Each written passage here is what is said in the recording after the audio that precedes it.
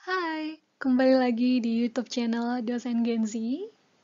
Halo, gimana kabarnya sobat sekalian? Semoga dalam keadaan sehat ya. Nah, di video kali ini, Dosen Gen Z ingin membagikan informasi seputar pengumuman seleksi P3K Kemdikbudristek tahun 2022. Sobat sekalian mungkin udah pada nunggu info ini ya dari berbulan-bulan yang lalu, dan per tanggal 20 Desember tahun 2022, yakni kemarin malam, ada pembukaan mengenai seleksi P3K ini. Kita langsung aja, gak usah lama-lama, lihat pengumumannya seperti apa.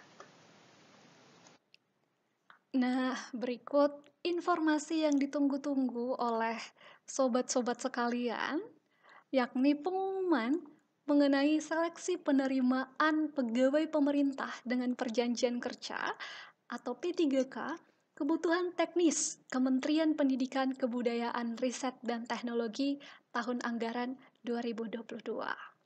Berdasarkan peraturan Keputusan Menteri Pendayagunaan Aparatur Negara dan Reformasi Birokrasi Republik Indonesia, juga berdasarkan surat PLT Kepala Badan Kepegawaian Negara, maka akhirnya Kemdikbudristek memberikan kesempatan nih ya bagi warga negara Indonesia untuk menjadi pegawai pemerintah dengan perjanjian kerja di lingkungan Kemdikbudristek. Kita langsung lihat nih ya informasi umum seputar rekrutmen ini. Nah, yang pertama, alokasi kebutuhan jabatan P3K. Kita lihat ada berapa nih ya. Ternyata ada 7.561 dengan rincian untuk unit utama pusat atau UUP ada sejumlah 253. Untuk perguruan tinggi negeri atau PTN ada sejumlah 7.308 dengan rincian yang pertama ada teknis dosen sejumlah 6.850. Ini angka yang cukup besar ya. Dan yang kedua, untuk teknis lainnya sejumlah 458. Oke, kita lihat yang kedua nih ya. Informasi mengenai unit kerja dan rincian kebutuhan seputar jabatan, kualitas pendidikan, jumlah kebutuhan, dan rencana penempatan dapat dilihat pada lampiran pengumuman ini yang dimuat pada laman casn.kemdikbud.go.id. Nah, nanti rekan-rekan bisa coba cek ya. Yang ketiga, nah ini mengenai tahapan seleksi. Jadi untuk seleksi P3K ini ya seperti biasa pasti ada seleksi administrasi ya. Nah, yang kedua ada seleksi kompetensi dengan menggunakan computer assisted test atau yang sering kita sebut dengan CAT ya atau CHAT gitu, yang meliputi kompetensi teknis, kompetensi manajerial, kompetensi sosial kultural, dan wawancara. Di sini ada penekanan untuk penilaiannya itu ada penilaian integritas dan moralitas. Nah, selain seleksi kompetensi menggunakan CAT, untuk kebutuhan teknis jabatan fungsional dosen, diberikan seleksi kompetensi teknis tambahan yang meliputi apa-apa aja ya. Yang pertama ada wawancara, dan yang kedua ada praktik mengajar atau micro teaching. Ini memang kalau di rekrutmen dosen wajib ada ya. Nah, selanjutnya kita lihat untuk persyaratan pelamar. Nah, persyaratan umum pastinya ya yang bisa melamar itu adalah warga negara Indonesia ya, yang bertakwa kepada Tuhan Yang Maha Esa, setia dan taat kepada Pancasila, Undang-Undang Dasar 1945, dan Negara Kesatuan Republik Indonesia. Ini perlu rekan-rekan sekalian perhatikan, karena apa? Karena kalau kita uh, tidak memenuhi persyaratan umum ini ya kita nggak penuhi satu aja itu kita bisa gagal gitu ya di bagian administrasi. Nah, untuk yang kedua ini berkaitan dengan kriteria usia. Nah, kriteria usia terhitung per tanggal pelamar melakukan pendaftaran online di SSCASN. Seperti apa? Yang pertama, Untuk pelamar pada kebutuhan teknis jabatan fungsional jenjang terampil dan jabatan fungsional jenjang ahli pertama, serendah-rendahnya 20 tahun, 0 bulan, 0 hari, dan setinggi-tingginya 57 tahun, 0 bulan, 0 hari. Yang kedua, pelamar pada kebutuhan teknis jabatan fungsional dosen, serendah-rendahnya 20 tahun, 0 bulan, 0 hari, dan setinggi-tingginya 64 tahun, 0 bulan, 0 hari. Oke, yang ketiga kita lihat nih ya. Tidak pernah dipidana dengan pidana penjara berdasarkan putusan pengadilan yang sudah mempunyai kekuatan hukum tetap karena melakukan tindak pidana dengan pidana penjara 2 tahun atau lebih. Yang keempat, tidak pernah diberhentikan dengan hormat, tidak atas permintaan sendiri atau tidak dengan hormat sebagai PNS, P3K, ya, prajurit TNI, anggota Polri, atau diberhentikan tidak dengan hormat sebagai pegawai swasta. Artinya harus berkelakuan baik ya. Yang kelima, tidak berkedudukan sebagai calon PNS, P3K, prajurit TNI, atau anggota Kepolisian Republik Indonesia. Yang keenam nih, tidak menjadi anggota atau pengurus partai politik atau terlibat politik praktis. Ini juga perlu diperhatikan ya sobat sekalian. Yang ketujuh, memiliki kualifikasi pendidikan sesuai dengan persyaratan jabatan. Ini sangat penting ya, karena banyak calon pelamar itu kalau kualifikasi pendidikannya tidak sesuai dengan persyaratan jabatan, ini bisa langsung gagal di awal. Jadi harus teliti memperhatikan kualifikasi pendidikan yang dipersyaratkan oleh instansi tersebut. Yang kedelapan, sehat jasmani dan rohani sesuai dengan persyaratan jabatan yang dilamar. Kesembilan, bersedia ditempatkan di seluruh wilayah negara kesatuan Republik Indonesia. Yang kesepuluh, tidak terlibat dalam organisasi kemasyarakatan yang dinyatakan terlarang oleh pemerintah. Yang ke-11, tidak memiliki ketergantungan terhadap narkotika dan obat-obat terlarang sejenisnya. Kita lihat apa saja nih persyaratan khususnya ya. Kalau tadi kita lihat persyaratan umum, berikut adalah persyaratan khusus sebagai pelamar P3K.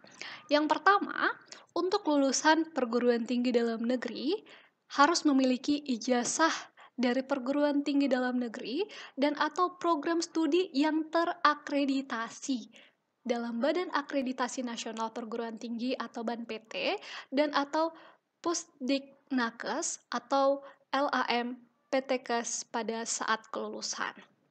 Yang kedua, untuk lulusan perguruan tinggi luar negeri telah memperoleh surat keputusan penyetaraan ijazah dari kementerian yang menyelenggarakan urusan pemerintahan di bidang pendidikan tinggi.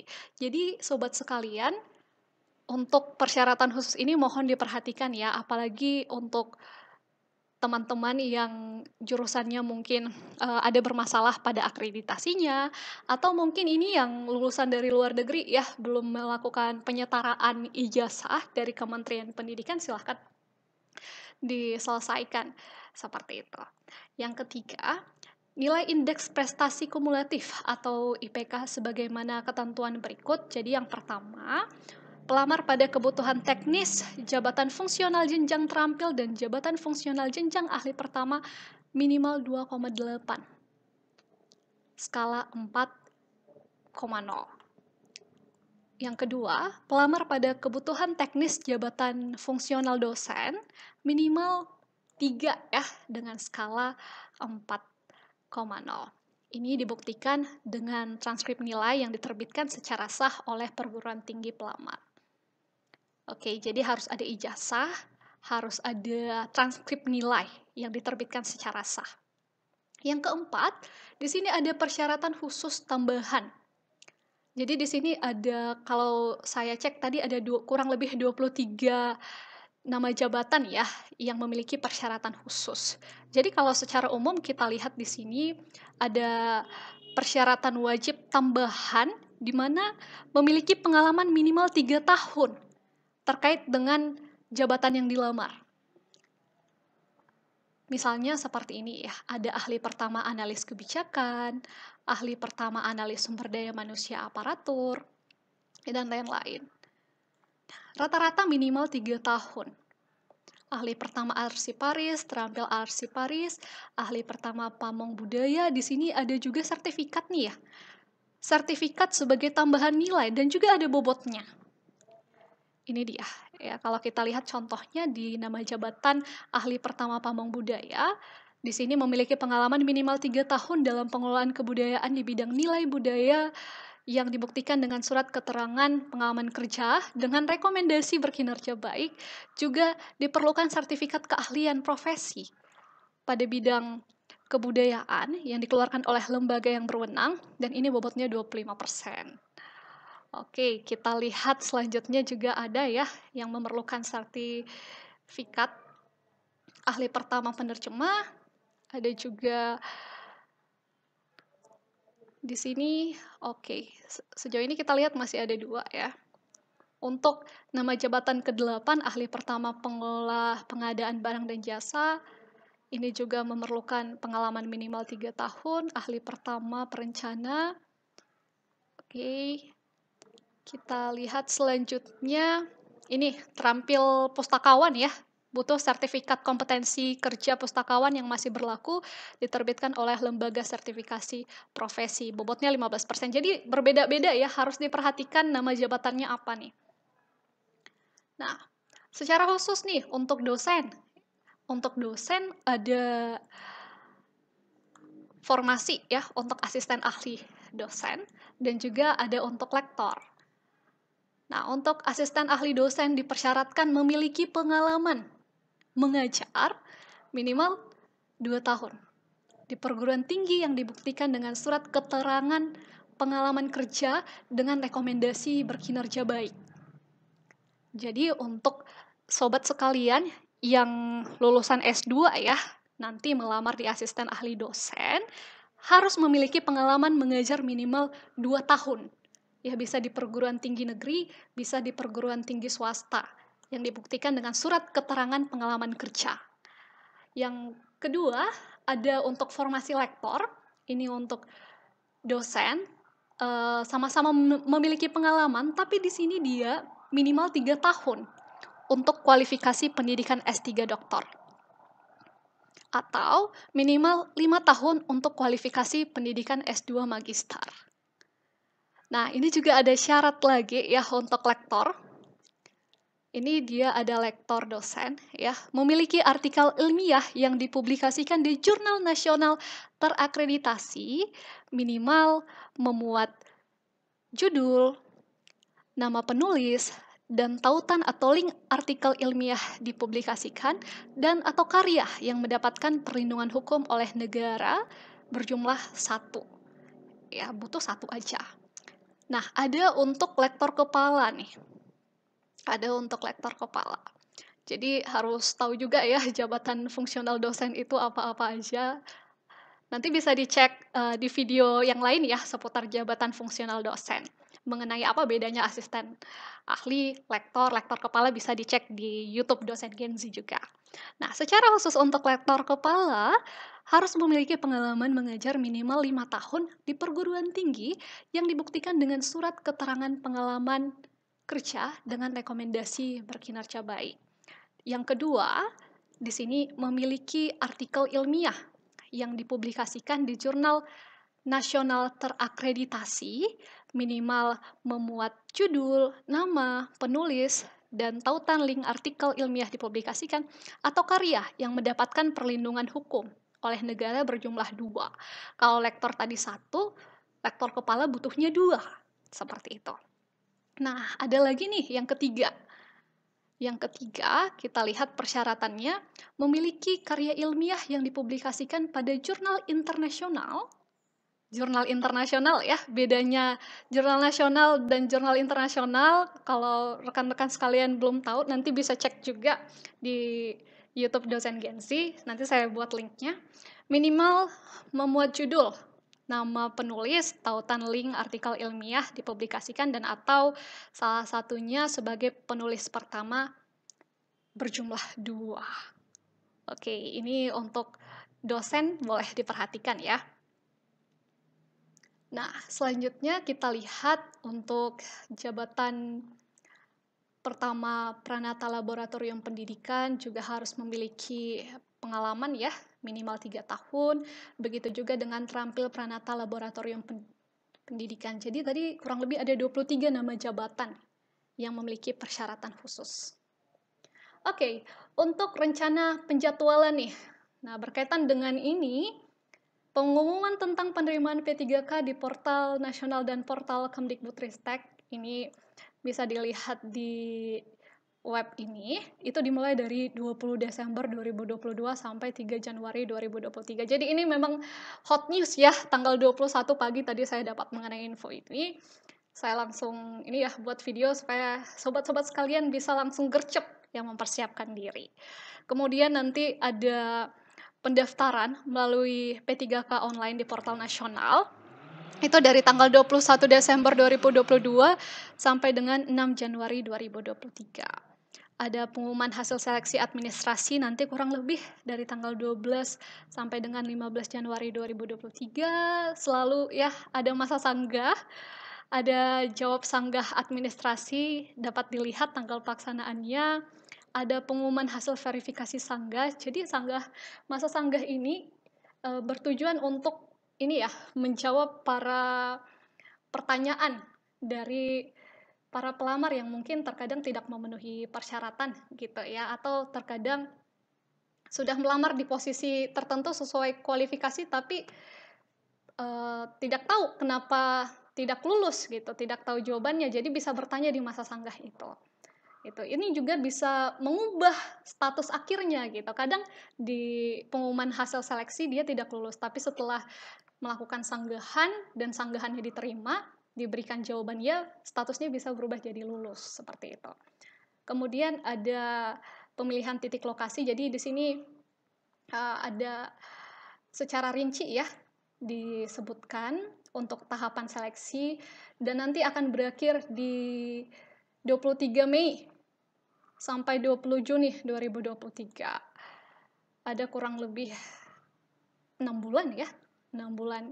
Jadi kalau untuk jadwal ini dapat berubah sesuai dengan penetapan jadwal Panselnas. Jadi harus selalu memantau perkembangan informasi ya melalui website resmi dari Kemdikbudristek. Di sini casn.kemdikbud.go.id. Untuk tata cara pendaftaran, yang pertama, sobat sekalian harus wajib memiliki email aktif. Untuk mengikuti proses rekrutmen ini, juga melakukan pendaftaran secara online, jadi nggak ada sistem kirim-kirim berkas ya. Yang ketiga, login di portal SSCASN dengan menggunakan NIK dan nomor kartu keluarga. Yang KTP-nya bermasalah atau KK-nya bermasalah, silahkan dicek lagi ya. Yang keempat, pelamar wajib mengunggah hasil scan dokumen pernyataan asli meliputi. Nah, yang pertama ini ada surat lamaran yang diketik. Jadi perhatiin ya rekan-rekan, kalau dia minta diketik, silahkan diketik gitu. Kalau diminta tulis tangan, silahkan tulis tangan sesuai dengan apa yang dipersyaratkan. Nah, di sini ditujukan kepada Menteri Kemdikbudristek, diberi tanggal sesuai tanggal pendaftaran, ditandatangani dengan tanda tangan basah, serta dibubuhkan materai tempel atau e-materai, materai elektronik, 10.000 yang diterbitkan dan distribusikan oleh Peruri. Secara khusus, ini catatan untuk materai. Jangan menggunakan satu materai di lebih dari satu dokumen. Jadi artinya satu materai yang sama di dokumen yang berbeda seperti itu. Jadi untuk tahun lalu ya kalau tidak salah, ya itu tahun lalu banyak pelamar yang digagalkan karena menggunakan satu materai di 3 dokumen yang berbeda. Jadi dia pakai satu materai di file yang pertama, kemudian materainya dipindah ke file yang kedua, seperti itu, dan seterusnya. Itu bisa digagalkan, karena materai ada peraturan penggunaannya dan itu nggak boleh sembarangan. Harus diperhatikan menggunakan materai yang sah. Yang kedua, harus punya KTP atau surat keterangan telah melakukan perekaman kependudukan yang dikeluarkan oleh Dinas Kependudukan dan Pencatatan Sipil.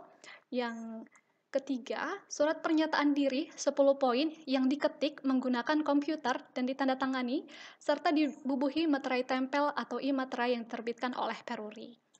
Untuk surat pernyataan nanti ada di website, semua informasi ada di website, bisa selalu dicek. Kemudian untuk bagian yang keempat, ini berkaitan dengan surat keterangan pengalaman kerja. Untuk surat keterangan pengalaman kerja dengan rekomendasi berkinerja baik sesuai dengan dipersyaratkan pada bagian yang kedua tadi adalah sebagai berikut nih. Jadi yang pertama, surat keterangan pengalaman kerja dengan rekomendasi bekerja baik ditandatangani oleh paling rendah pejabat pimpinan tinggi pratama.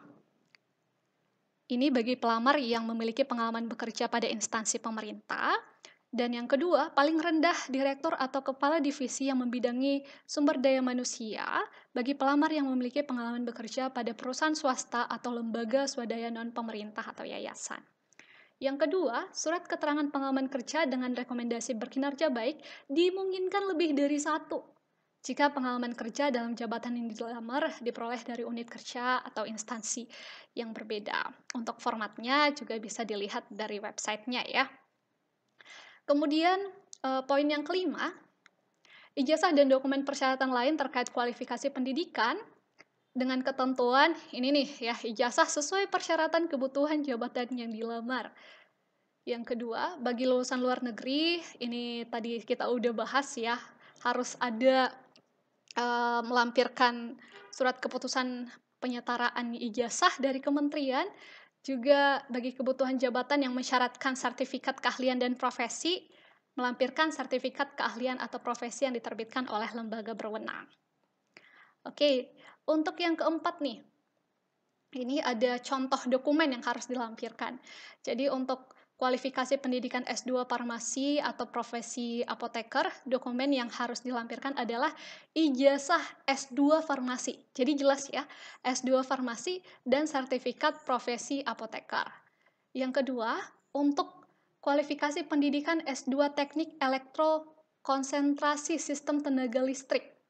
Ini dia agak ini ya, khusus gitu ya, kalau kita lihat S2 teknik elektro konsentrasi sistem tenaga listrik, dokumen yang harus dilampirkan adalah ijazah S2 teknik elektro, itu cukup. Kadang kan kita melihat gelarnya itu kadang kita bingung gitu ya menyesuaikan. Jadi contohnya seperti ini bisa melamar ya, kalau S2 teknik elektro melamar ke S2 teknik elektro konsentrasi sistem tenaga listrik itu bisa. Dengan mencantumkan informasi konsentrasi sistem tenaga listrik pada ijazah atau transkrip nilai.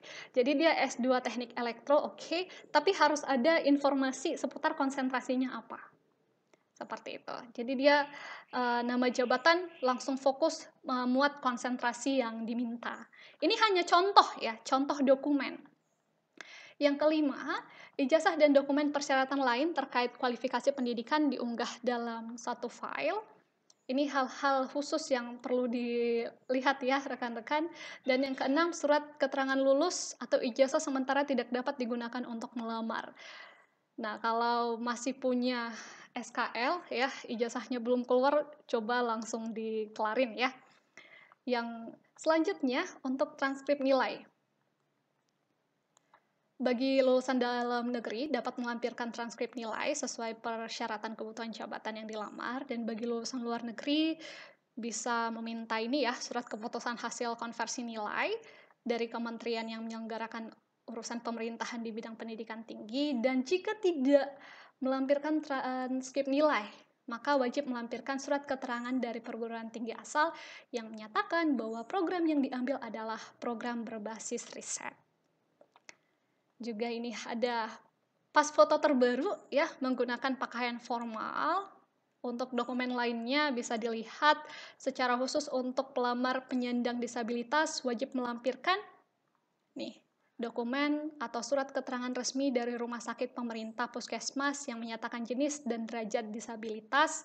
Yang kedua ada tautan link video yang menunjukkan kegiatan sehari-hari dalam menjalankan aktivitas sesuai jabatan yang akan dilamar. Nah, untuk proses seleksi, ya baik seleksi administrasi dan seleksi kompetensi dapat dicek pada website. Di sini juga langsung dibuka nih ya untuk seleksi kompetensi. Jadi dapat gambaran untuk seleksi kompetensi selanjutnya itu apa-apa aja. Nah, secara detail untuk pembobotan ada di sini. Untuk kompetensi teknis, itu tadi kita tahu menggunakan CAT ya. Nah, ada beberapa poin. Ada etika dan tridharma perguruan tinggi, bahasa Inggris, penalaran dan pemecahan masalah, dan ada dimensi psikologi. Ini komponennya sama ya dengan rekrutmen tahun 2021.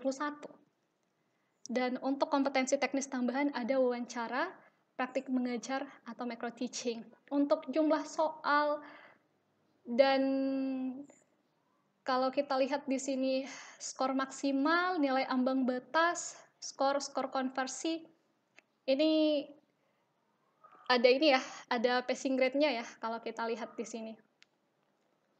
Ya, jadi skor maksimal 100, kalau mau dinyatakan lulus itu harus minimal 30 untuk etika dan tridharma perguruan tinggi. Jadi kalau gagal ya salah satu dari subtes ini ya bisa gagal gitu. Kalau pengalaman dari seleksi tahun 2021 seperti itu. Oke, ada ambang batasnya ya. Kemudian di sini ada kompetensi manajerial, kompetensi sosial kultural, ada wawancara. Ini kriterianya ini sesuai ketetapan Panselmas. Oke. Kalau kita lihat selanjutnya untuk penentuan kelulusan itu akan dilakukan oleh Kementerian Pendidikan Kebudayaan Riset dan Teknologi, dan juga untuk hal yang lain-lain nanti dapat diperhatikan ya. Tadi saya kelupaan untuk poin yang ini nih ya, untuk jabatan fungsional non-dosen. Ya, untuk non-dosen tidak ada tes mengenai wawancara dan praktik mengajar ya. Oke. Dapat dilihat lagi pada file ini akan saya lampirkan di Google Drive. Nah, nanti sobat sekalian bisa download dari description box. Oke.